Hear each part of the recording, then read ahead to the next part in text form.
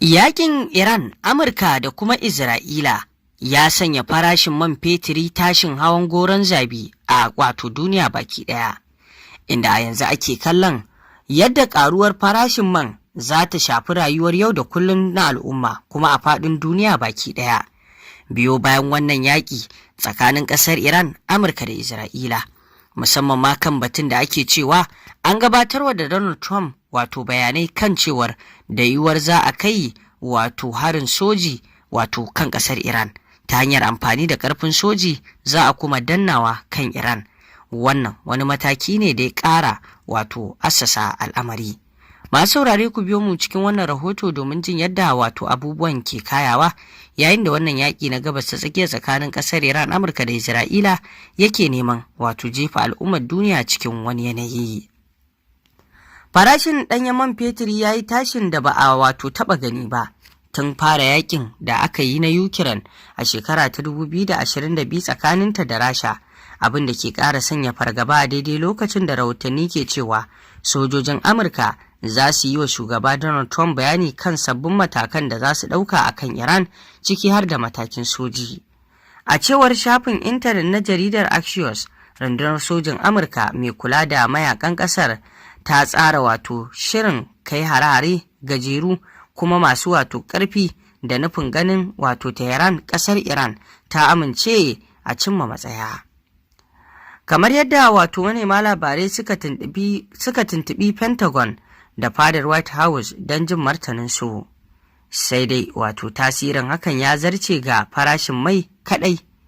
Ƙwararru sun ce idan farashin mai ya ƙaru, to lamari zai yi tasiri zai yi tsanani a faɗin tattalin arzikin duniya. Tashin farashin mai ɗin ba ga mai kaɗai ba zai tsaya har ga kayayyakin da ake alaƙa da su, wanda mai shine yake tasarrafin su.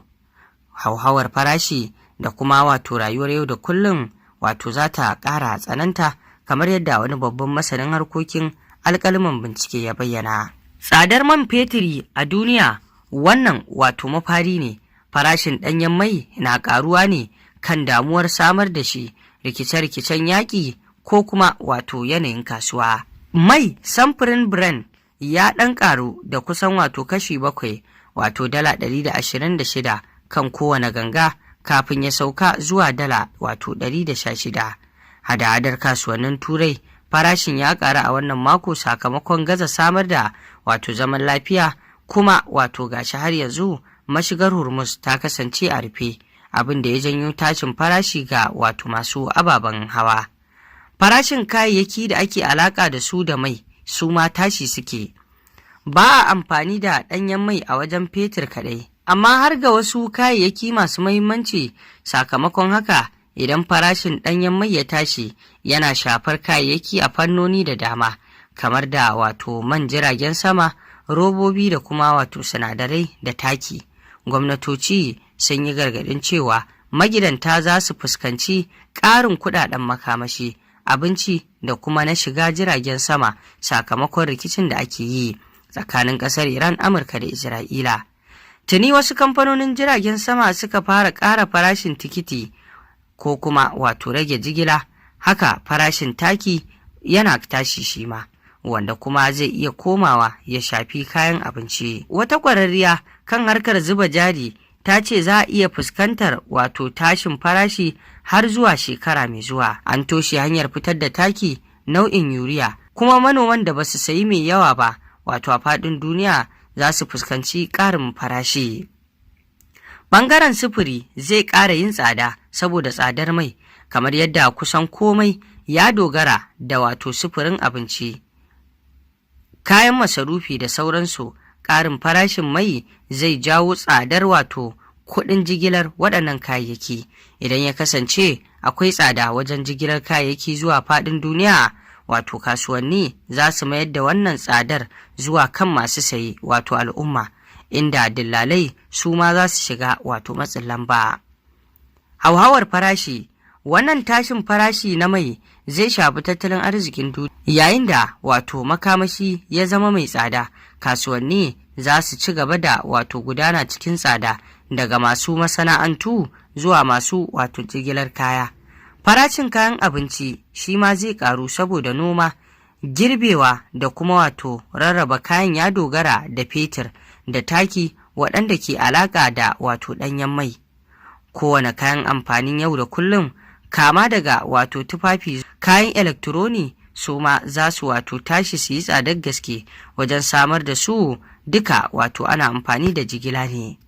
Yayin da farashin abubuwa ke ƙaruwa a fannoni daban-daban a lokaci ɗaya, lamarin zai yaɗu wato ba ƙaƙƙautawa. Idan aka ci gaba da fuskantar irin haka wato na tsawon lokaci maimakon ya ragu, masana tattalin arziki na kokwanton hakan wato da hauhawar farashin wato tsadar yanayi zai ƙara wato tsananta yayin da rayuwa za ta ƙara ƙamari. Duniya baki ɗaya na fuskantar irin haka, wasu ƙasashe da yawa wato saura kuma kaɗan, a cewar wato Andri Fetfo, wani masanin tattalin arziki a Brazil.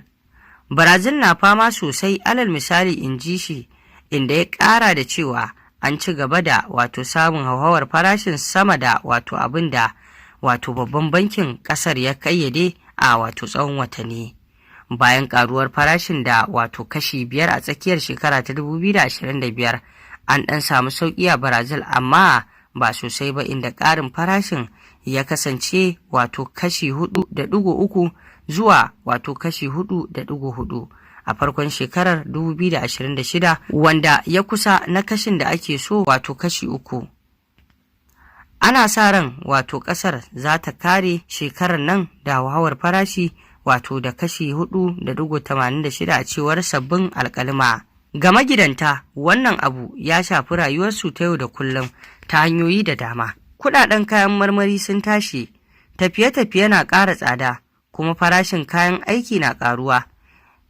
Yayin da wato yin rayuwa ke da tsada, ma'aikata za su buƙaci ƙarin albashi da zai biya musu buƙatu, wanda zai ƙara tsadar kayayyaki. Sakamakon haka, babban bankunan ƙasashe za su ƙara wato kuɗin ruwa domin daƙile hauhawar farashin, da bayar da wato rancen gidaje da kuma hana kashe kuɗi da karɓar bashi.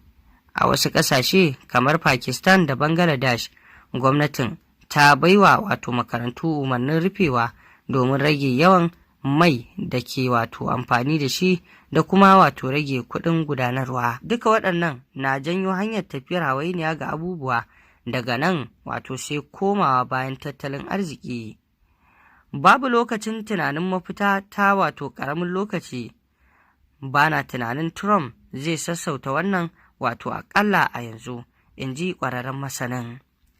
Asusun ba da lamani na duniya IMF ya yi gargaɗin cewa tattalin arzikin duniya na iya shiga cikin wato matsananciyar yanayi na koma baya idan rikici da ke faruwa tsakanin Amurka, Isra'ila da Iran ya ci gaba da faruwa. IMF ta buƙaci babban bankuna wato su yi taka tsantsan wajen ƙara kuɗin ruwa a matsayin wato martani ga hauhawar farashin.